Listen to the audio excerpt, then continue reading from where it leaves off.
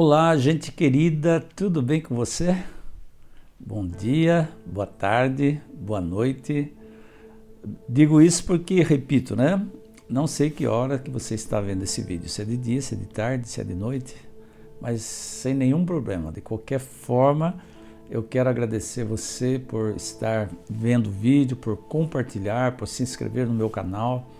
É só assim que o canal cresce, não é verdade?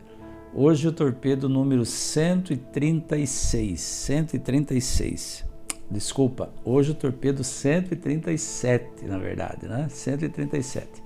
Significa que há 137 dias nós estamos aqui dia a dia levando um vídeo até você, tá certo? E esse vídeo sempre de reflexão, de parar para pensar, de analisar, com algumas pinceladas históricas, teológicas e principalmente com o objetivo principal de fazer com que você cresça, tanto no conhecimento quanto na sabedoria e na decisão de servir a Deus cada vez melhor. Hoje nós vamos iniciar o livro de Naum. Naum é mais um dos profetas menores do Antigo Testamento, um livro que tem 3 capítulos apenas, e Naum apresenta o seu livro relatando que o seu chamado como profeta se deu com uma missão especial. Naum tinha uma missão especial. A missão especial de Naum era pregar para um povo específico. Que povo era esse? Vocês lembram de Jonas, quando eu falei de Jonas, alguns torpedos atrás, uns 5, 6 torpedos atrás? Então, Jonas também foi chamado para pregar para um povo fora de Israel, um povo que não era aquele povo lá chamado povo de Deus, né? O povo escolhido de Deus, Israel, né? Ou os judeus. Eu até vira e mexe, né? De vez em quando eu explico aqui que Israel foi dividido em duas partes, né? Eram 12 tribos de Israel. 10 tribos ficaram ao norte, cuja capital era Samaria, e 2 tribos ficaram ao sul, cuja capital era Jerusalém. Então o reino do norte ficou sendo chamado Reino de Israel. O reino do sul ficou chamado Reino de Judá. Jonas tinha sido chamado por Deus para pregar nem a Israel e nem aos judeus, mas aos ninivitas, capital da Assíria, do Império Assírio. Naum também é chamado por Deus para pregar aos ninivitas. Olha que coisa interessante e curiosa.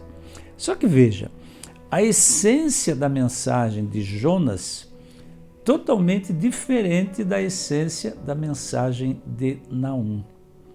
Jonas foi chamado para pregar uma mensagem assim: dentro de 40 dias o Senhor vai destruir essa cidade.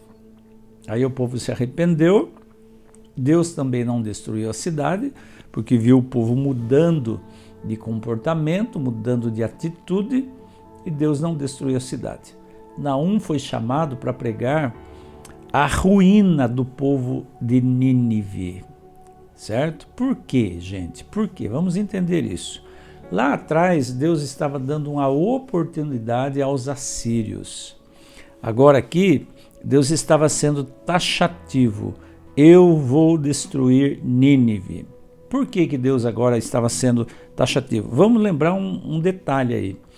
Entre Jonas, que pregou e Nínive se arrependeu, e Naum, que veio anunciando a destruição de Nínive, se passaram quase 100 anos. Tá?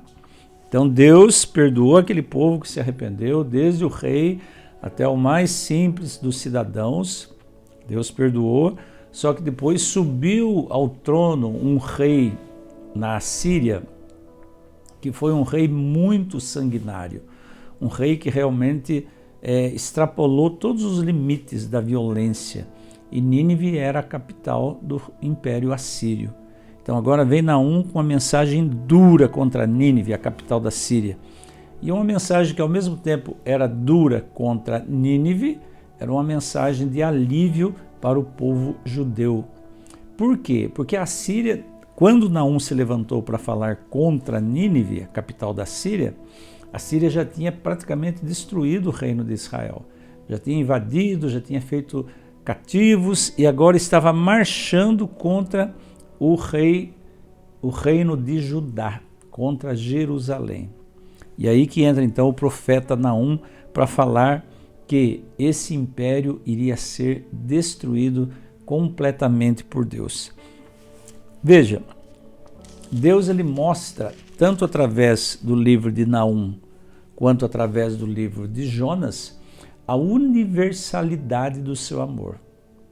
Ele é um Deus que perdoa, não importa, eu tenho repetido isso, não importa a religião, não importa a crença, não importa os pecados que a pessoa tenha cometido, seja ela esses pecados de forma individual ou coletivo. Quando a nação se arrepende ou quando o indivíduo se arrepende, não existe pecado tão grande que Deus não possa perdoar. Mas da mesma forma que Deus perdoa, Deus também cobra caro daqueles que não se arrependem e não mudam as suas atitudes. E era exatamente esse o caso da Assíria e de Nínive especificamente, quando Naum foi levantado como profeta para pregar contra esse povo, os ninivitas. Tá? Por quê? Porque a violência deles tinha chegado num limite inaceitável. E ele começa o seu livro, no capítulo 1, dizendo assim: esta é a visão que o Senhor deu a Naum, que vivia em Eucós. Ela trata do julgamento prestes a acontecer contra Nínive. O Senhor é um Deus zeloso com aqueles a quem Ele ama. É por isso que se vinga dos que os maltrata, de quem maltrata o povo que Ele ama. Ele destrói furiosamente os inimigos do seu povo. Então, gente, da mesma forma que Deus é um Deus zeloso com as pessoas que Ele ama, Ele é um Deus também que cuida dessas pessoas. Ele não tolera que outras pessoas maltratem os seus filhos. Ele não tolera que pessoas que não estão nem aí com Ele maltratem aqueles que estão tentando fazer o bem. Então Deus prova a universalidade do seu amor, mas Ele também prova a universalidade do seu juízo. Ele é um Deus de amor, mas é um Deus de justiça. Né? E no capítulo 1, no 2 e no 3, nos 3 capítulos, Naum anuncia a queda de Nínive. Nínive, você vai cair, Nínive, você vai ser destruída. No capítulo 2 diz assim: Nínive, a sua hora chegou, você está cercada pelos exércitos inimigos. Deem um alarme, soldados, ocupem os seus postos, organizem os batalhões, armem-se fortemente e vigiem com toda atenção para saber o instante exato do ataque inimigo. No capítulo 3, estou lendo só um pedacinho de cada capítulo para você entender o que eu estou dizendo, tá? No capítulo 3, diz assim: pobre Nínive, cidade sanguinária, cheia de mentiras, repleta de roubos, sempre fazendo as suas vítimas. Ouçam, escutem o estalar dos chicotes, o barulho dos carros de guerra avançando contra ela, o estrondo das rodas, o galope ritmado dos cascos dos cavalos, o sacudir dos carros de guerra. Então Deus está ali estabelecendo um juízo contra Nínive. O limite da maldade desse povo tinha extrapolado. Tá? Porque Deus estabelece um limite. A gente não sabe qual é o limite de Deus, mas a paciência de Deus é elástica, né? Mas Ele tem um limite também para a sua paciência. E o limite é a opressão daqueles que se propõem a obedecer a Deus. Então Deus não tolera, Deus não suporta ver que alguém que está se propondo a obedecê-lo, a seguir os seus caminhos, a fazer a sua vontade, seja oprimido e a vida, com aquela opressão constante. Deus não suporta isso. Então, nesses momentos, Deus vem em socorro do seu povo. Tá? E eu quero fazer um paralelo aqui disso tudo, gente, com a nossa vida pessoal. Tá? Eu não sei por que fase que você está passando hoje. Se é uma fase boa, não é uma fase ruim na sua vida. Não sei quais são os desafios que você tem enfrentado para sobreviver. Não sei se você tem enfrentado desafios gigantescos, né? Não sei se você está sendo oprimido por pessoas ou está sofrendo opressão espiritual, provação, dificuldades que às vezes você olha assim e não sabe nem de onde, nem por que está acontecendo isso na sua vida. Não sei. Mas de uma coisa eu tenho absoluta certeza. Tudo isso vai passar. E Deus, Ele não vai deixar que você fique sofrendo por muito tempo. Deus não suporta isso. Deus não suporta o sofrimento dos seus filhos por muito tempo. Deus vem socorrer. Deus vem em seu socorro, em seu auxílio. Pode ter absoluta certeza disso. Sabe, se o seu problema hoje for material, se o seu problema for relacional, se o seu problema for de qualquer natureza, não importa. Se for espiritual, não importa. Clame a Deus. Clame a Deus. Clame a Deus com lágrimas, se for necessário. Mas não desista do Senhor, porque Deus não desiste de você. E o Senhor luta em seu favor. O Senhor luta para defender você.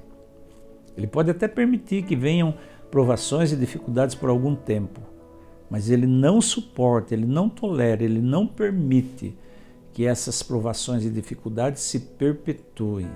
Por isso eu digo uma coisa para você com certeza. Tudo isso vai passar, tá bom? Tudo isso vai passar. Se você está atravessando por um momento muito difícil na sua vida, confie, continue confiando no Senhor. Não largue da mão do Senhor. E eu garanto para você, e Deus garante para você, tudo isso vai passar. Essa é a mensagem que eu tinha para você hoje do livro de Naum, tá? Que Deus abençoe o seu dia, que Deus abençoe sua quarta-feira, te dê muita paz no coração, muita confiança nele e certeza de que suas lutas, suas dores, suas dificuldades terão um fim. E o fim está bem próximo, tá bom? Um forte abraço para você. Amanhã eu volto com o torpedo número 138. Fique com Deus. Um beijão no seu coração e até amanhã, se Deus quiser.